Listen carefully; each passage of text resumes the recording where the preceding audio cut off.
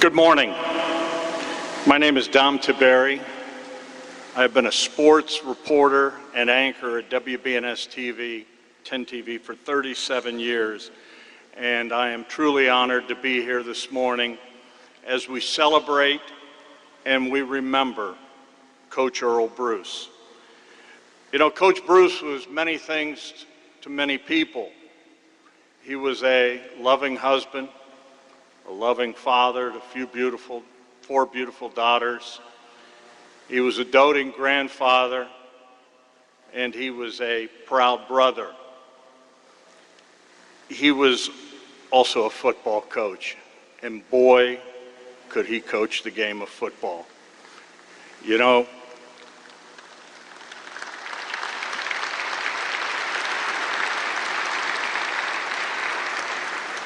he left Ohio State as one of the winningest coaches in the history of Ohio State football, and it earned him a spot in the Ohio State Hall of Fame and the College Football Hall of Fame.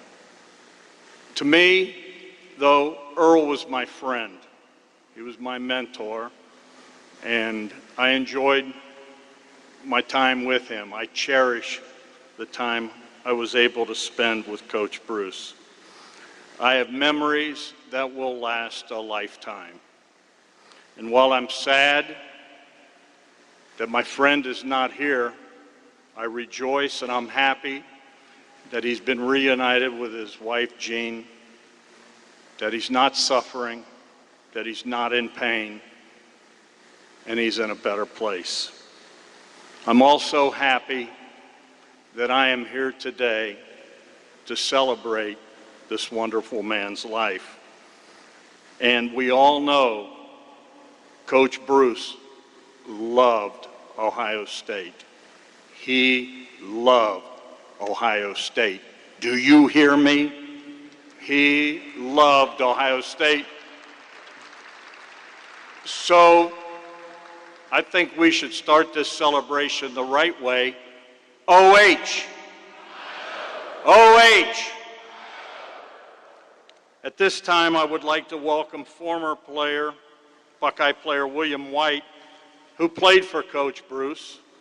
As a matter of fact, he was a captain for Coach Bruce's 1987 Buckeyes. That was Coach Bruce's last game. And if you remember, they went up there and they beat that team up north, big-time underdogs. Please welcome William White for our invocation. Thanks, Dom. Can we bow our heads in prayer, please? Father God, we thank you for the many, many blessings you have blessed upon all of us. Father, we come now thanking you for the life of Coach Earle Bruce. We come to celebrate his life, Father, because you gave him the love, the passion, and the encouragement to give to all of us, Father. We ask that the things that Coach Bruce has taught us in our life that we never forget, but more important, God, that we use that and share it with others. The life that you have given him, we want to celebrate it tonight. We also want you to be with his family, his loved ones. Let them understand that weeping may endure for a night, but joy cometh in the morning. Father, let that morning come early to them. Let them be able to rejoice in the great Father that they had. We all will miss him greatly, but we know that he is in a much better place with you. We thank you, we praise you, and it's in your Son, Jesus' name, we say amen. Thank you, William. Ohio State Senior Vice President and Athletic Director Gene Smith wanted to be here this morning, but he could not. He sends his deepest condolences from him and his family. On behalf of the department, student athlete, coaching staff, and members, Gene unfortunately is in Indianapolis today with the NCAA Basketball Commission as they deliver their findings, but he sends his condolences to all of you. I first met Coach Bruce in 1981. I had just turned 22 years old. I was a Cub reporter at Channel 10, and I'm not going to lie to you, Earle was intimidating. Sometimes if he didn't like the question you asked, or even the way you said it, he would yell at me. I got used to it, and you know what? He never stayed mad, and he never held a grudge. You know, when he left Ohio State, he spent some time at Northern Iowa and in Colorado State, but Earle was all about Columbus, and so he came back to his beloved Columbus, and he came back to his beloved Ohio State, and he and I struck up a friendship, and we became pretty close, and we played a lot of golf, and we kind of formed our own rat pack. There was Coach Bruce and Coach John Cooper, Paul Moose Spahn, Pizza Mike. There was Tom McCash, my dad, Big Lou, George Lehner, Tim May, and we would go play golf, and then we would have lunch every Friday. And sometimes people would come just to be there. They knew we were doing it, and they wanted to be there. One day, Tony Pusateri, who was the athletic director at the time at Dublin Kaufman, showed up with Mark Crabtree, who's the football coach there. Well, if you know anything about Coach Bruce, he is not afraid to tell you what he thinks when it comes to football. And he didn't think Dublin Kaufman was tough enough.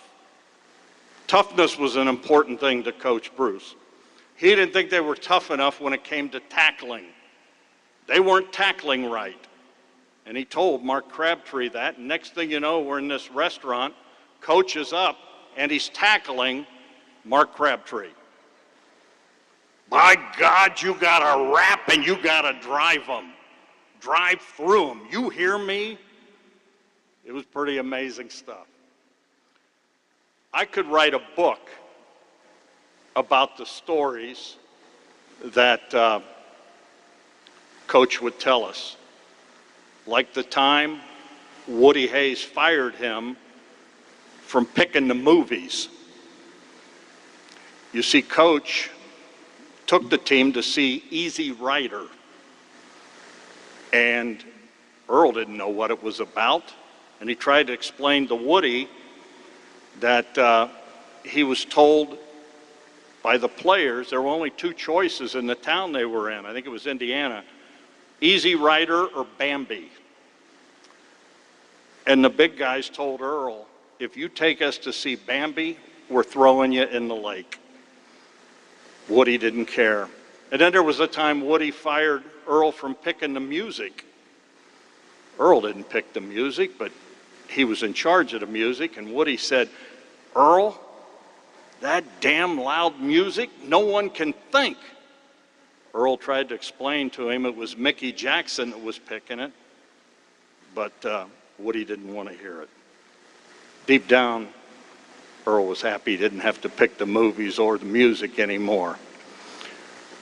We had a lot of fun with Coach Bruce over the years, and, you know, he would still yell at me.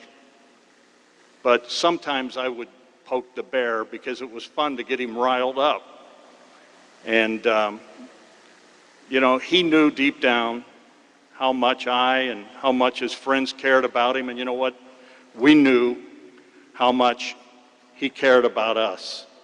If there was ever anything we ever needed, Coach Bruce was always there. You know, I call Coach Bruce the father of modern college football. I see Mark D'Antonio here. Hi, Coach. You know, it is literally the who's who in college football that came up under Coach Bruce, including our next speaker.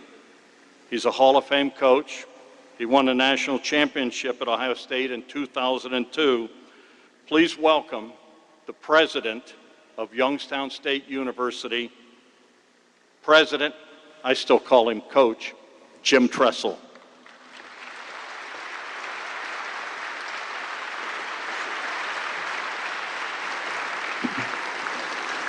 Thanks so much, Dom, and to the family, thank you for allowing us to participate in this celebration. And It truly is that. And to all the coaches up there, it's truly an honor to represent some thoughts that you may have or some memories that you may have, and it truly is a special celebration.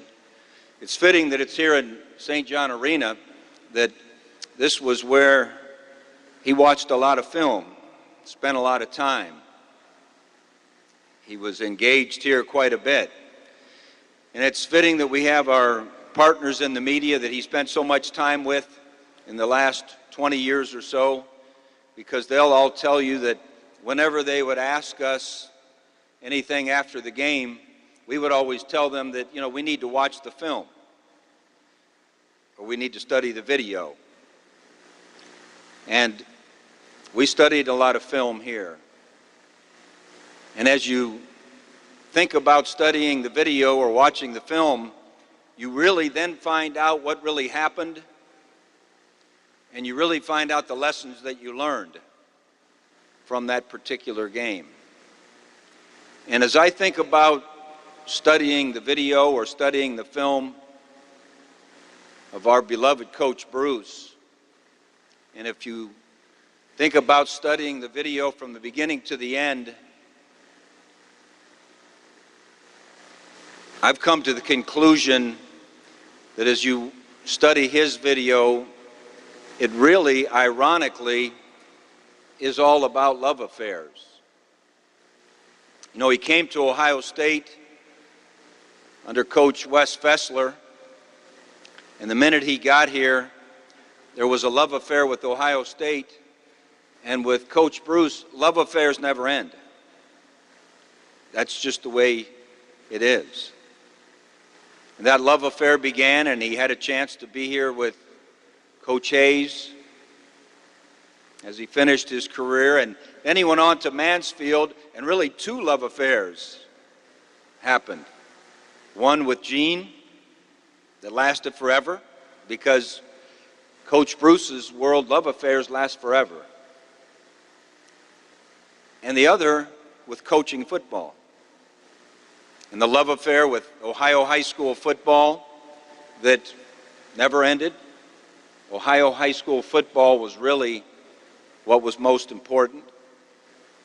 Ohio high school coaches, as he spent time at Mansfield and Salem and Sandusky and Massillon.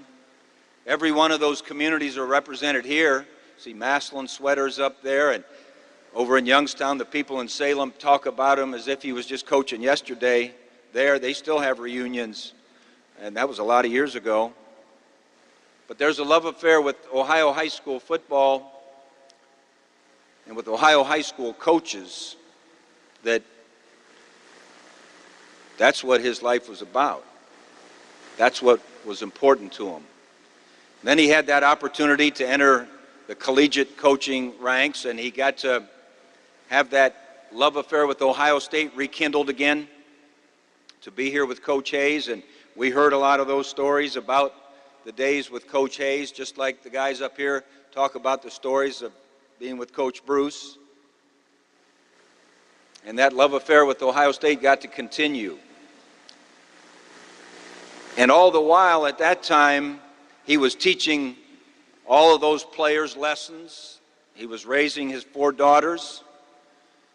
He was tough on all of us, whether it was the assistant coaches or the players or his daughters. But now as you go back and watch the film, what he was teaching us was that his love affair for us was forever. He was always going to be there for us. And then as he left Ohio State and he went on, and he had that love affair with Iowa State prior to coming here, and he was back out in Iowa. And you talk to those guys. Bob Tucker used to talk all the time about those times at Iowa State, Mace and those guys, and now he's back in Iowa, and then Colorado State. Tony's going to talk a little bit about what occurred there, that love affair that happened there, that they hadn't been in a bowl since 42 years. But that's what he did. You go back and watch the film, And wherever he was, he created a special love affair. And then he came back here to be with the media. And I didn't know it was the Rat Pack. I learned that this morning. But he got to continue that love affair back with Ohio State and create a new love affair with his colleagues in the media. And what a blessing it was for us to have Coach Bruce right in our building. Someone asked me earlier in the week, now, how many years did you coach for Coach Bruce? And I said, 13. And they said, you were an assistant coach for 13 years for Coach Bruce? I said, no, I was an assistant coach for 3 years, but I was the head coach here for 10 years, but he was in the building, so really I was an assistant coach for Earle for 10 more years. That's just the reality of the situation.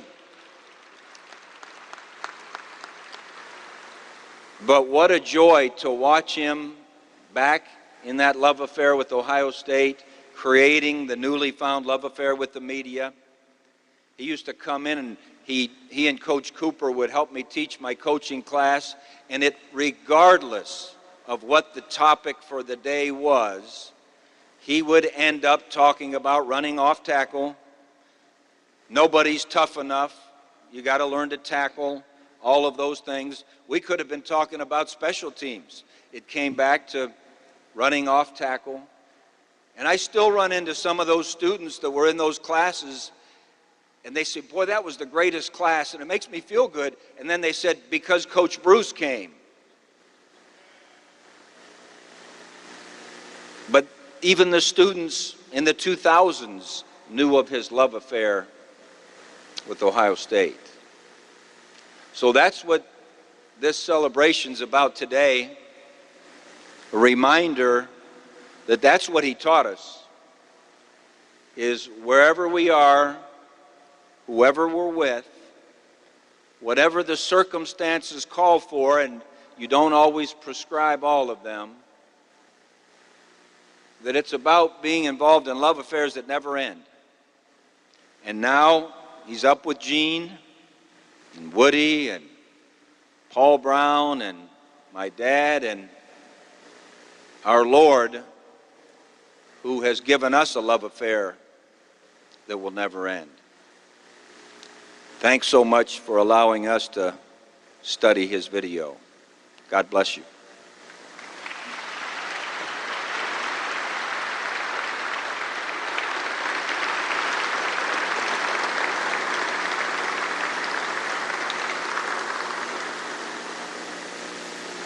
Thank you, Tress. As I mentioned, Earle also coached at Colorado State. One of his players out there was a running back from the state of Ohio by the name of Tony Alford. We know Tony Alford today is the running backs coach for the Ohio State Buckeyes. I'm pleased to introduce our friend, Tony Alford.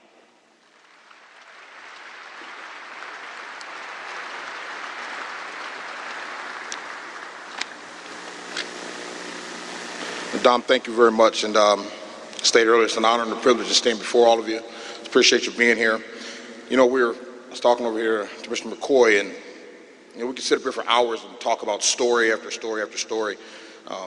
Talk about the times when, Coach literally would snatch me like a kid and shake me and yell at me and cuss at me and all those things. And times when he would, you talk about that finger, and that finger hit me I don't know how many times in the middle of my chest. But I'm not going to talk about that. What I want to really talk about is a man that changed the culture of Colorado State football. And I know we're all Ohio State people, as am I right now. But he changed the culture of Colorado State football in a matter of 2 seasons. And I had the privilege of playing for him there, obviously, as stated before. Coach had an undeniable passion for young people and obviously for the game of football. And now that I'm coaching for Coach Meyer, and some of the traits that I learned and saw as a player, I'm now seeing as a coach. And one of the things that we often talk about, as Coach will attest to, is the coach's responsibility is to inspire, to motivate, and discipline young people. And Coach Bruce had an unbelievable way of doing all three simultaneously.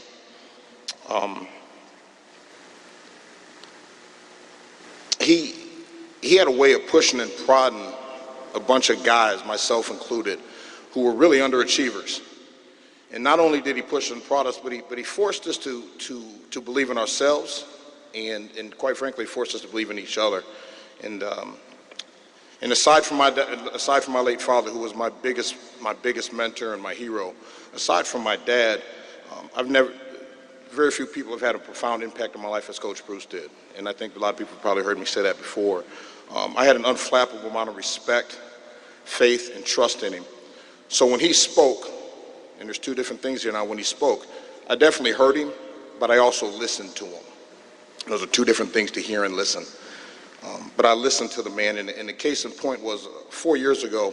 Well, first of all, any job that I've ever had, any major decision in my life, I would consult my father. And we would talk about the positives and the negatives. It might be a job, it might be getting married, whatever. And we would talk about the positives and negatives. And my father passed away now 9 years ago, but he had passed away 5 years before Coach Meyer had offered me the job to come to Ohio State.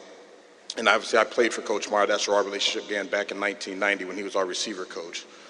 But nonetheless, he offers me a job on a Friday morning, and my wife and I are taking I was going to pick my sons up from school, and I got a phone call from Coach. And I had him on speakerphone for whatever reason. He says hi to my wife, which she knew very well as well. And he says, well, Tony, this is Coach. I'm like, yeah, I got it. And he said, what are you doing? And I said, well, Coach, I'm picking my kids up at school right now. And he goes, no, God damn it. What are you doing? Has Urban called you? And I said, yes, sir, he has. We've talked. And he says, well, what are you doing? And I said, well, I'm thinking it over. I'm talking over my wife. And at that point, he says, well, let me help you. Let me help you, Tony. Stop thinking, son. You hear me? It's time to come home. This is our family. It's time to come home. He goes, do you understand me? And I imagine I had been there, I'd have probably got hit with that finger. He said, do you understand me? And I said, yes, sir. And he said, okay, I'll see you Monday. And he hung up. That's a true story. And my wife was sitting next to me. She leans over and she says, well, I guess we're moving. I said, yeah. I said, call the realtor, we're out. So and then the Sunday I was here. So, and as I've matured and become a husband, I've become a father, it's become very evident to me that that the lessons that I got from him, and many players, just many people received from Coach, really had nothing to do with football. And I thought it did when I played for him, but it really didn't. It was about growing and being a man. It was about developing to be a man's man. It was about being a husband and a father. It's about having enough grit, determination, and the mental toughness in dealing with adverse situations that we always will deal with at certain times. You know, he used to say when I get challenged, and guys remember this, Coach, he would always grab the back of his, and he'd say, the hair on the back of my neck stands up. And if I say you're going down, you're going down. And I used to be like, what the hell is he talking about? And what he was really talking about was having the toughness and the grit to fight and scratch and win and be successful in whatever you do. And again, that's not just in football, but in every phase of your life, to fight and scratch, to be the best version that you can be of yourself. And that's really the life lessons that he was teaching at that time. So anyway, once I got here to Columbus, I got settled in. Coach called me one night and he said, hey, I want to take you to dinner. And he took me to a place called Windward Passage, which he said was his favorite place. And I remember I'd only been on the job for maybe a week. And we go into this place, and I just thought we were just going to a regular old dinner. Well, everybody in the entire place is like that stopped. And people are coming over and they're introducing themselves, they're shaking hands, they're taking pictures, and I'm just kind of sitting there in awe, like, oh my God. And I hadn't spent much time in Columbus, but I'm like, this guy's like a living legend. And I felt so honored to be able to sit there, and I was like, these people want pictures, and I have a captive audience whenever I want. And at that time, and I'm ashamed to say this, and I told him that I was ashamed to say this, and I'm still ashamed. I was 46 years old at that time. It was, 4 years ago, 3.5 years ago. I'm 46 years old, and I had never looked him in his eye and told him how much he meant to me. So I promptly told him exactly how much I admired him, how much I trusted him, how much faith I had in him, and I thanked him for being the influence that he was in my life. And I looked at him in the eye and I told him I loved him. So as I get ready to close here, what I would ask all of you to do is, if there's anybody in your lives, because I took too long, But if there's anybody that's in your lives that has influenced you, has helped you, has guided you, let them know. Thank them. Thank them as often as you can. And as he was such a great influence on me and so many of my teammates, and I mean, obviously he probably had an influence on so many people that are here, I would challenge all of us in this room too to when you have an opportunity to influence someone and influence their lives, take the time to do so, as he did with us. And then lastly, I want to thank Lynn and Michelle and Amy and Noel for allowing me to share thoughts about your dad. I truly love that man. But more importantly, I want to thank you guys. I know what coaching is like, obviously. I know how much time and energy we as coaches spend away from our wives, away from our own children, coaching and raising other people's kids. So I want to thank you for allowing us and allowing us to sharing your father with us and the time that he spent with us in doing this. So I sincerely thank you all. With that being said, again, it's an honor and a privilege to be here and stand here before you. Thanks so much. God bless.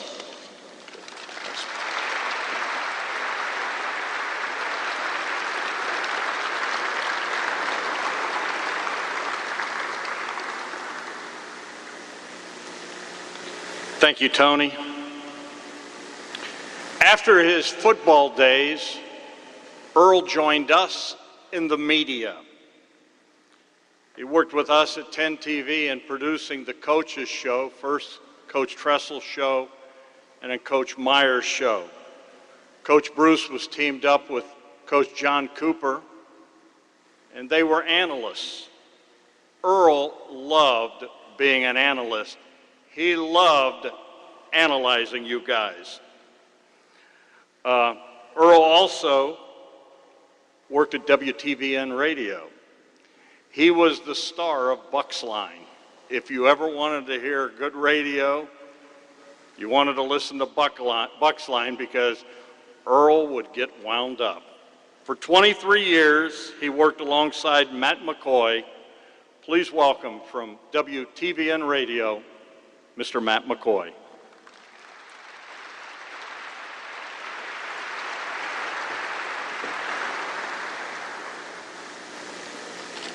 Thank you, Dom.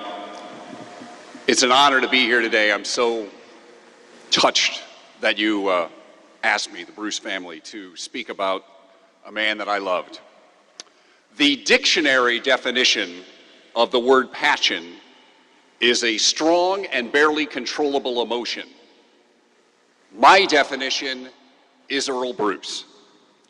I was blessed to work alongside Earle at WTVN and 105.7 The Zone for more than 20 years, and it was his passion for the Ohio State University and Buckeye football that made him so popular and resonated with all of Buckeye Nation. Now, I can't lie. There were times when Earle's passion on live radio was a little challenging. I am convinced that the 7-second delay in radio was invented for Earle Bruce. Believe it or not, there were times when Earle would slip up and say one of those 7 words that you're not allowed to say on broadcast radio. Sometimes it would happen because he was so emotional and passionate about a topic that he would simply forget that he was on live radio. There were other times, though, when Earle would just get tongue-tied, like the time we were discussing the Buckeye kicking game, and Earle was trying to talk about a chip shot field goal, only he didn't say shot. But the best demonstration of Earle's passion for the Buckeyes was on game day. The number one perk of my job, without question, was getting to watch football games with Earle. As Dom and all of our media colleagues that are here know, there is a rule in Ohio Stadium and in every stadium across the country: no cheering in the press box. Earle Bruce broke that rule every Saturday, and especially when we made the trips up to Ann Arbor. My favorite game watching with Earle came at our radio station. He was like my Columbus dad watching football. we would do our pregame show on the air, and then me and the rest of our analysts would sit out in the lobby, and we would watch the game on television. After the 2015 season, the Buckeyes played in the Fiesta Bowl against Notre Dame. I watched that game with Earle. I think a lot of you remember that game. The Buckeyes dominated. Great win, 44-28 over Notre Dame. They did it largely, as a lot of Coach Meyer's teams did, with a big running game. I think Zeke had like 4 touchdowns, 150 yards. But there was a particular drive in the third quarter when Ohio State was in control and up a couple of touchdowns that Ohio State came out featuring the pass. And Earle didn't like it. With every throw, even completed passes, mind you, Earle would raise his voice and say, "Run the football, they can't tackle Zeke." As fate would have it, this particular drive ended with an interception, and Earle lost it. He stood up, shouted at the TV, "What are you doing?" And by you, Coach Meyer, he didn't mean J.T. Barrett. Before I knew it, Earle had his phone out and was scrolling down his contact list, and he looks at me and he goes, "I'm calling Urban." And I'm like, "Coach, 2 things. 1, I'm pretty sure he doesn't have his cell phone with him right now, and 2, even if he does, he's a little busy, and I'm pretty sure he's not going to answer it." And Earle looks at me with that face and that finger, like Tony was talking about, and says, "He'll answer if it's from me." But that was Earle. You just could not take the coach out of him. He loved the Buckeyes, loved Coach Tressel, Coach Meyer, but he always wanted it done his way. In addition to his passion for Buckeye football, Earle showed his passion for something else on the radio: fighting Alzheimer's disease. Alzheimer's ran in Coach Bruce's family. His father and 2 sisters battled the disease, and he saw what it did to him. That's why a little more than a decade ago, he and his wonderful and loving late wife, Jean, along with his family, started the Earle and Jean Bruce Alzheimer's Research Fund. And to date, it has raised more than $1.2 million towards Alzheimer's research.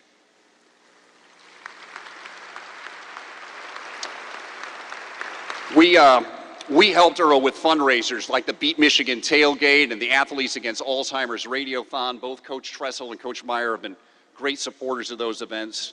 Earle started all of this, though, not knowing that eventually he, too, would be invaded by this terrible disease. A disease that peels away at your memory, leading to moments of confusion, panic, and anger. And a disease that creates a painful emotional burden on a family. That's why if you're looking for a way that you can honor Earle, consider making a donation to the Earle and Jean Bruce Alzheimer's Research Fund in his memory. The address and the information is in your program. One day at The Ohio State University, we can realize Earle's dream and find a cure for this awful disease. One other passion that Earle had was a passion, and Tony talked about it and Coach Tressel did, the passion for you, the fans, Buckeye Nation. I always marveled at the example that he would set. Fans would come up to him at football games, at our broadcasts, at our tailgate, and Earle shook every hand, he signed every autograph, he had every conversation, and he always had time for you, and he loved it. Look around this arena. We are all here because of Earle's light. Matthew 5, verse 16 reads, "Let your light so shine before men that they may see your good works and glorify your Father in heaven." Some of you here are family members. Some of you played for him. Some of you coached with him or heard him speak. Maybe you're an administrator who worked with him. Maybe you're one of those fans he snapped a picture with or he said hello to, or maybe you just respect Earle, and so you're moved to be here. Now imagine beyond the walls of this arena, how many lights did Earle shine in Columbus, in the state of Ohio, in the cities that he coached, Tampa, Ames, Colorado Springs? Imagine how many players, fans from coast to coast and around the world are shining a little brighter because of the impact of one man. That's the challenge to all of us. In whatever way we can, follow the example of Earle Bruce. Support that cause that touches you. Be the best husband, father, grandfather you can be, and treat people the way you would want to be treated. I love Earle Bruce. My radio family, past and present, our analysts, Stan, Jeff, Bill, Dave, all love him too. And I know all of you do too, the members of Buckeye Nation. That's why I know that Earle Bruce's light will never be extinguished. Thank you very much. God's blessing. I'm honored to be here, and God bless Earle Bruce.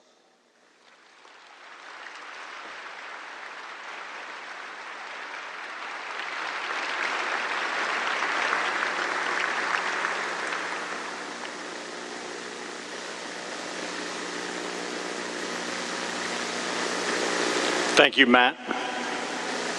As I said, Earle was a doting grandfather. He loved his grandchildren. He would light up when he would talk about you guys. He often talked about his grandson, Zach. I don't know if you've seen the video up here that was playing earlier, but there was video of Earle holding Zach when he was born. He was so excited when Zach took interest in football and that he wanted to get into football and that he wanted to be a football coach. Earle could not have been prouder of you, Zach, the day that Coach Urban Meyer hired you to coach the receivers at Ohio State. He was so proud.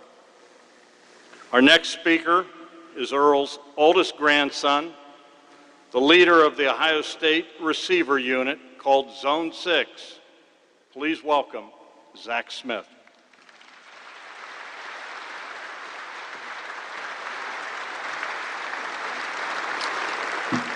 Thank you, Dom. First and foremost, I just want to express our gratitude for everyone here, all of Buckeye Nation, from my family to yours, because we shared a great man with a lot of you, and we really appreciate the support, because the last 5 days has been unbelievable.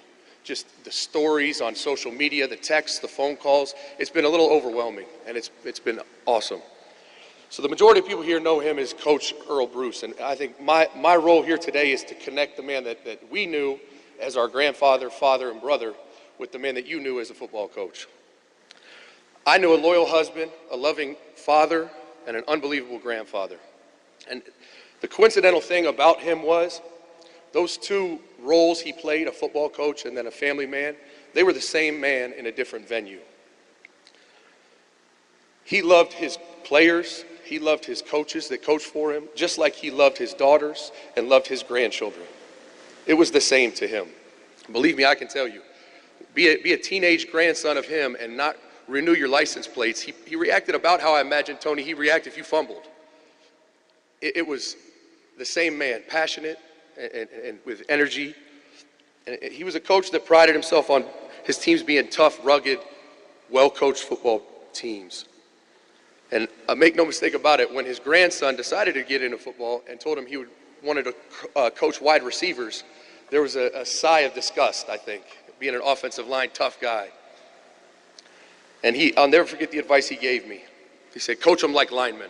That's what Urban did. That's why he's the best coach on my staff. Coach them like they're linemen.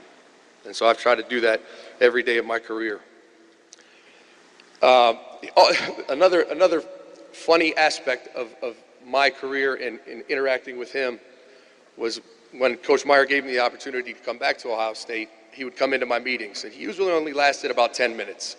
We'd probably talk about a curl route or something, and he'd get bored and go down to the O-line meeting. But I think there was a level of respect where, like we were talking, Matt McCoy was talking about, where he would have opinions, and I think there was a level of respect for Coach Meyer where he realized you don't need to cross that line. He's the head coach. Let him do his deal. There was no level of respect in my meeting room. He would walk in after a game and he would tell me what he thought. He would tell me what we needed to do on defense, and I would look at him, Coach, I'm the wideout coach. What do you want me to do? Call a different defense? But it was honestly an unbelievable experience being back here with him and the place that he so loved. If I had to share the personal values that he encompassed and taught in our family that I believe carried over to his career, I would say loyalty was his greatest asset. At times, even to a fault. If he had your back no matter what, forever. I saw it when I lived with him in the summer in college, with players that would call, Coach, I need this. Coach, can you help me this? I mean, he would spend a whole day trying to help. I saw it within our own family. There's no one here that he would not help till his last day. Growing up, if we ever did anything, if he was buying a car, he bought it from a former player. If he was getting insurance, he'd call a former player. Everything he did, that's why he had to be in Columbus, because he wanted to support his players. And he was the same way with our family. He also firmly believed that's just what you should do. So much so that saying thank you often ended the conversation. He just believed that doing things for people he cared about was simply what you should do. I'll never forget several times, be a phone call and a thank you for doing that. I love you. And he would say, all right, but talk to you later. Bye-bye. Hang up. Because he didn't need thanked. He just felt like that's what you should do. But that was him. He was born to impact people. His children, his grandchildren, his great-grandchildren, his players, everyone he cared for. That's what a coach is, and that's what he taught me and taught a lot of people here. The last piece of advice he gave me that I think I should share on this platform was when his wife, my grandmother and love of my life, and his life, passed away. It hit him hard. See, as a coach, you're away from your families a lot. And it's only validated and worth it if you do truly coach the way he coached and care about your players like your own children. But he gave me a piece of advice when my grandmother passed away, and I know Coach Meyer got the same message. He said, let me tell you something, buddy. As he began to tear up, which was a rare occurrence. He said, you make sure you give the people you love one entire day every month. And treat them like the royalty that they are. You hear me? With the same infamous finger in my chest. He said, you treat them like your top recruit, your most valuable player, because let me tell you something, buddy, they are. And boy, is he right. Time is the greatest asset we all have, and he made sure I knew to allocate it equally among the people that I love. That was a very short and small depiction of who he was to our family that I thought I'd share, but I also want to talk about the genuine love and undying passion he had for this amazing place. Make no mistake about it. Every school wants to be like us, and my grandfather is another example of why there's only one Buckeye Nation. I've seen other places, and this place is different. It's just different because of people like my grandfather. That's what makes it different, is the amazing people that have come through here and love this place. See, Alzheimer's, like other diseases, both within the body and society, they always attack the weak first, right? The weak parts of your mind, the weak memories. And they don't dare attack the strong memories. And he was a testament to that. Because the two things he loved more than anything was Buckeye Nation and his family.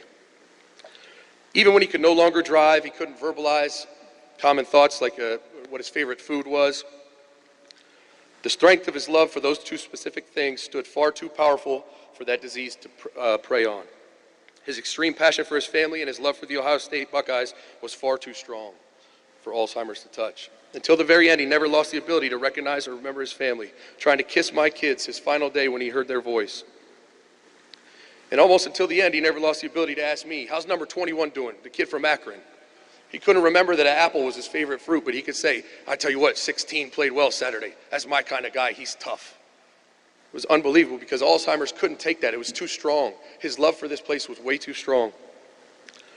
When he had heart complications a few months back, his heart rate was alarmingly low. And when I would visit him, we would see medical proof of his love for this place. We'd start talking about practice, my players, Coach Meyer, whatever the topic, and his love for this place was so strong, it literally helped heal him and keep him alive as his heart rate would achieve normal levels. This was probably already been too long of a speech, but it's hard when your hero and the man you've wanted to be for 34 years has a celebration of this magnitude. I will end with this, which I believe is what makes Earle Bruce a legend and someone that I aspire to be like, and we all should. The greatest testimony to his life, the greatest gift he would give this world, was the generational impact he had by impacting a lot of people here who will then impact a lot more people.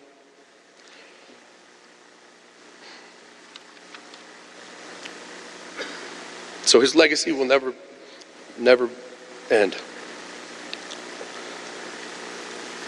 I remember growing up as a kid running into a lot of former players, and the reason why I got into coaching is they would always, it was countless, hundreds, would look at me and say, Zach, let me tell you something. This man right here is the reason why I am where I am today.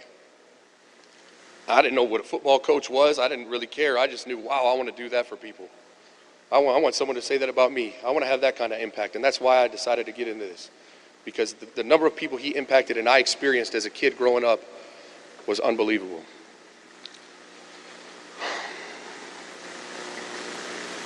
So though my grandfather is gone now, no longer present on earth, but I'll tell you two things. He's ever present, residing over us in heaven with my amazing grandmother. And his impact on all of us will resonate for generations, because he made thousands better. He did what I and all of us should aspire to do. He changed the lives of thousands of people for the better because he cared about them and would do anything for them. His impact will be felt for generations. So all of Buckeye Nation, my family thanks you for being a love and passion our family has been fortunate enough to enjoy for our entire lives, and for loving my grandfather as much as he loved you. I'd be remiss not to share the advice he gave me the day Coach Meyer hired me in 2012 to close. He got about 6 inches from my face and he said, listen to me, you work hard. You're to be loyal to Urban Meyer, love your players hard, and hate no one except Michigan. Go Bucks. Thank you very much. I really appreciate it.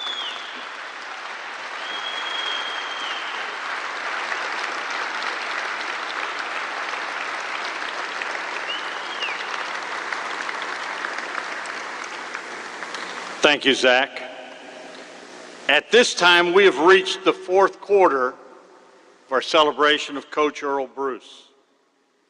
You know, Earle absolutely loved the Ohio State marching band. As a matter of fact, in 2016, it was one of the thrills of his life. He was one of the few chosen to dot the I. He joined the likes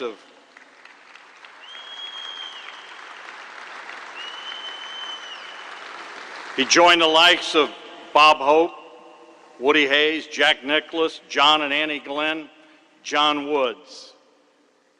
He was so honored. And since it is the fourth quarter, it's only fitting that we play one of Earle's favorite songs right now from the marching band. How about Hang On Sloopy?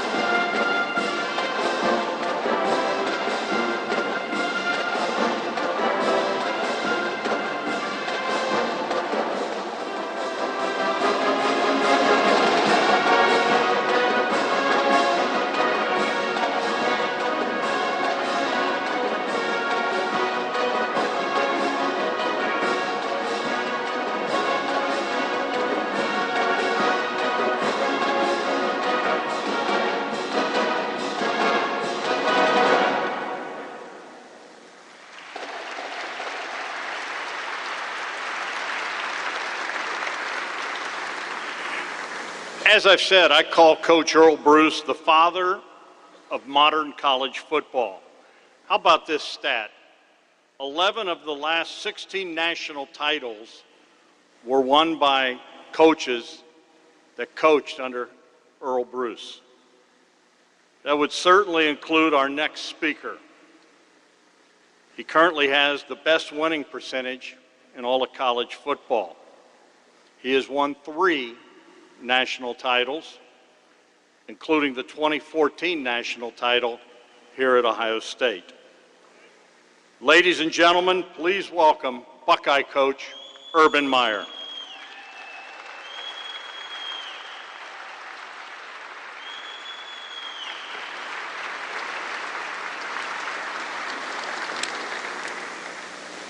Thank you all for being here. I know many of you have made a special trip, and we much appreciate that. I'd like to, before I get started, introduce my wife, and I think it's appropriate because we learned everything we do at Ohio State. And Shelley and I used to, when she was my girlfriend and fiance, I first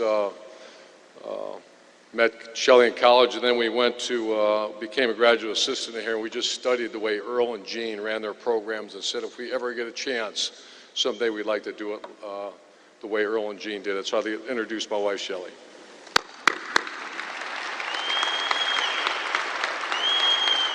Also, welcome former players and coaches for being here. Mark D'Antoni, I know you're very busy, and all the other coaches that made a trip to be here. I speak on behalf of the Bruce family. That's an amazing show of respect to be here with us today. Also, I do want to, as I always do when they're around, and I learned this from my boss, I want to thank the best damn band in the land for being here today. Thank you so much.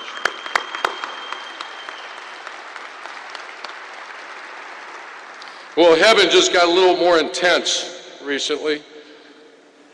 I have a visual of Coach walking across the pearly white gates, probably hooking up with my father, and probably Coach Tressel, your father, and requesting a meeting with the Apostle Peter and all the other saints, and he wants to review job descriptions and wants to make sure everything's running smoothly, and if not, I'm sure he'll get it corrected. That's going on as we speak.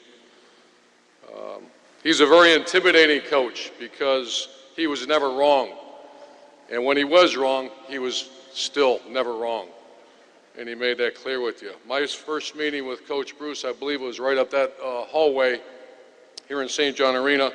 I just finished playing at University of Cincinnati and had an opportunity to come interview for a graduate assistant position here at Ohio State.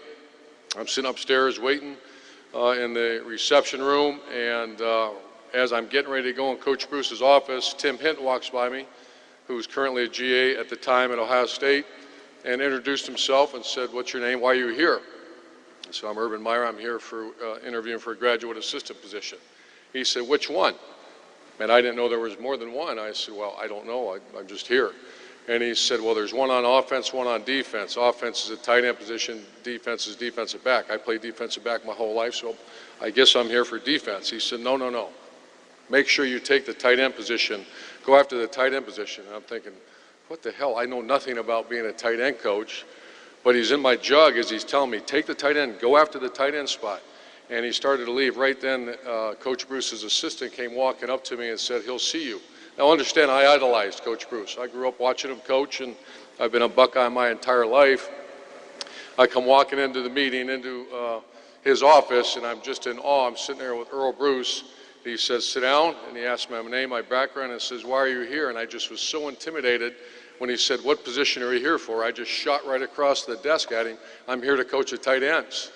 And I felt like I was walking into a pre-med exam. No idea, sweat started pouring off my forehead. And right then, the grace of God, his assistant came walking back in and said, "Coach, there's this top recruit on the phone. You need to take this phone call." And my knees sunk down. He gets up, walks out, takes a phone call, looks at me, goes, "You'll be fine. Go get with Coach Linkenberg." And that's how I got officially hired as the tight end coach at Ohio State.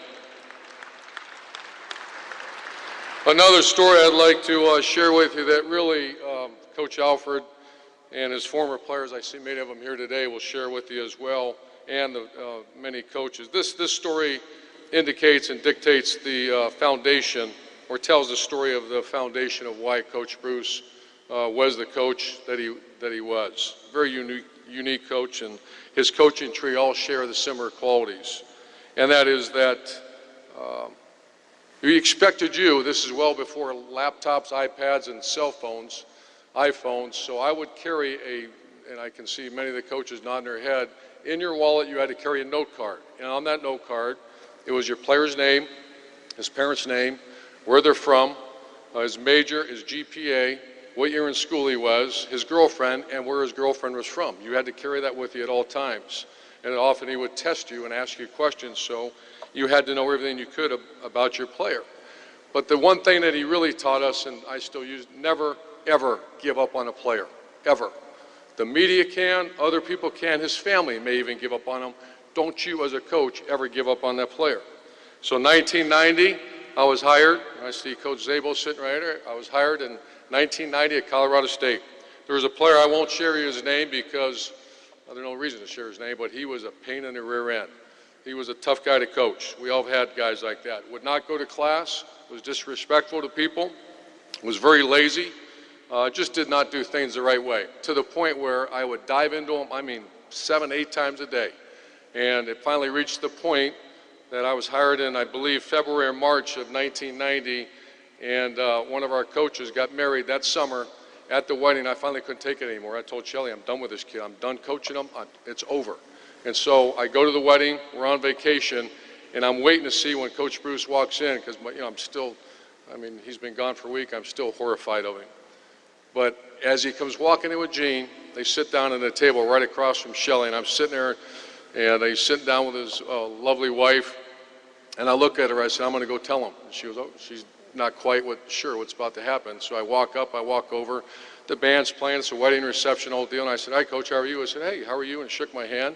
And I said, you got a second? And he gave me that pissed off look like he had. He said, sure, what's up? And I said, Coach, I can't take it anymore.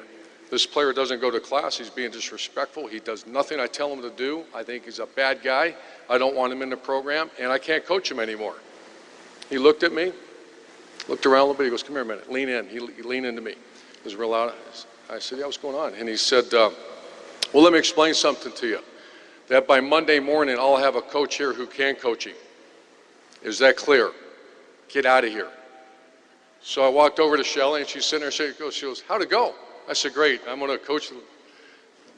The player will not be leaving Colorado State University. I'm going to figure out a way to coach him. The final story I'd like to share before a couple comments and we can close is that one thing that also Coach Bruce taught me and often spoke to his players and former coaches about, when given an opportunity, you swing as hard as you possibly can and give it everything you got. Whether it's an opportunity in corporate America, opportunity to be a father, opportunity to be a football coach, you get in that batter's box and you swing as hard as you can because you never know when the next one's going to show up. So we're playing in the SEC championship. I was at Florida at the time, obviously, and it was 2006. And we're playing Arkansas for the SEC championship, really the first big time game first national game I was in. And we have our pregame meal, getting ready to go play the game. I address the players, send them up to the rooms, and then they're going to come back down and we get ready to go to the stadium. And I am a mess. The pressure's mounting. First opportunity, a situation like that, and I was not myself. And I did not even realize as the players left, sitting right to my right was Earle Bruce. Didn't even realize it. As the players leave, I sit down, I feel a nudge, I look over, I said, oh, hey, Coach. And he said, how you doing? I said, I'm not doing very good. Not very good at all. And by then, the young ladies and the servers are all taking up the dishes and they're cleaning out. There's a good chunk of 20 to 25 of them around us picking up the dishes and moving on. And here's the older gentleman, older coach, basically verbally assaulting and attacking a coach. He stands up, he starts pounding me with the famous finger, pounds me in my chest, and starts screaming at me in front of these young ladies to the point where they went and got security. They didn't know who this guy was. And he says, you've got your team to this point because you let them play and you let the MFer go. So now he's at the top of his lungs. He starts pounding me on my chest, let the MFer go. And he just kept screaming at me. So like any coach that worked for Earle Bruce, I grab my pen, I write on my game plan sheet right at the bottom, let the MFer go in big bold letters. So the game comes. We're up 17-7 at halftime. Going at halftime, we find out that USC has just lost to UCLA. If we win this game, we're playing for the national championship of college football. Once again, it's upon us. The team feels it. I did not do a great job of calming the team down, and sure enough, we went out and we played like we're playing for the national championship. Turnover, touchdown, Arkansas. Turnover, touchdown, Arkansas. Next thing you know, it's 21-17. We're losing. The crowd is not behind us. They kick off, we return it, get hit on about the 8-yard line. It's 4th down and 10 on the 8-yard line for the SEC championship in the third quarter. What do? Like any coach, I would grab my folder, I stare at the game plan, and what do I see? Let the MFer go. So I called a fake punt on 4th and 10 from my own 8-yard line. And obviously I'm telling you the story because I'm not sure I would have survived down in Florida if that would have not happened. We got a first down, the game changed, and I can speak on many here today that Coach Bruce's influence has influenced many former players and coaches with decisions such as that. Last night I was having a great conversation with a dear friend, and he said something that impacted me. I told him I was speaking today, and we started having one of those in-depth conversations about the journey we were on and about those who have impacted our journey. And he made this comment. I ask you to remember this as you leave here today. A lesson learned from a life lived. I'm going to say it again, a lesson learned from a life lived. We are a product of those strategically placed by God in our life. Yet we choose who to follow. These influences of these incredible people shape and impact our belief system, our process of decision making, our choosing friends, our actions in difficult times, our actions in great times, actions as a father and as a husband, our courage to chase our dreams, and finally our stamina and energy to live life. Here we are at the lessons from a life lived, not just a life lived, a great man's life that was lived. Here's a lesson learned from this coach. Toughness, we heard about that earlier today. However, toughness is number one whenever you mention the name Earle Bruce. Here's his thoughts on toughness. There is no substitute. In football, in living life, in raising a family, in being a coach, you get knocked down, you get back up. Your love of family, his love for Jean was always on full display, the way he treated her. His love for his beautiful daughters, even when authority was challenged, was always on full display. He also believed in clarity and honesty when he spoke to you. Speak clearly and to the point. Make sure your thought and your opinion is extremely well thought out, and be prepared to fight for your belief or your opinion. And the difference between right and wrong. There is no gray area, zero. You follow rules, you do the right thing. Loyalty to your family, your former players, and your coaches, and this can never be challenged.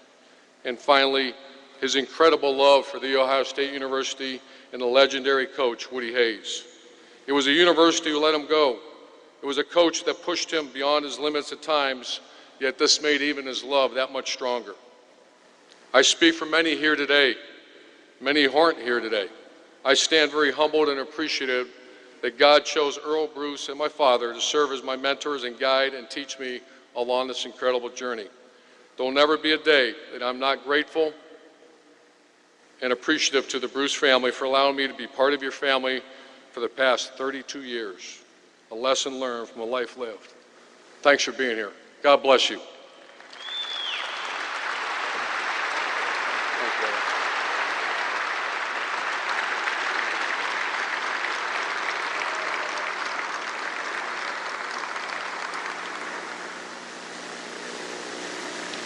Thank you, Coach Meyer, and thank you to all of our speakers this morning. Thank you to the Bruce family,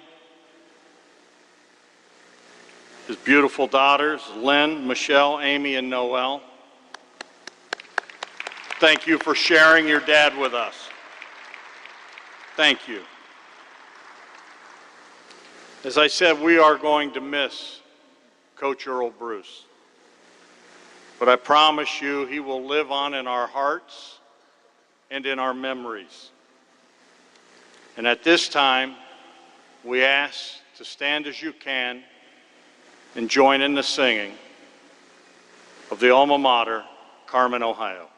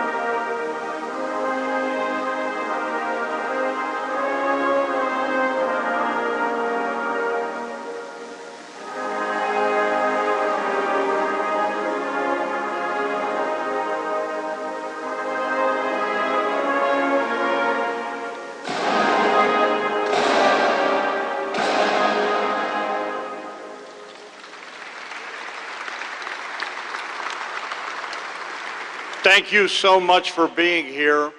At this time, we ask that you remain at your seats as the funeral party and the family will exit St. John Arena.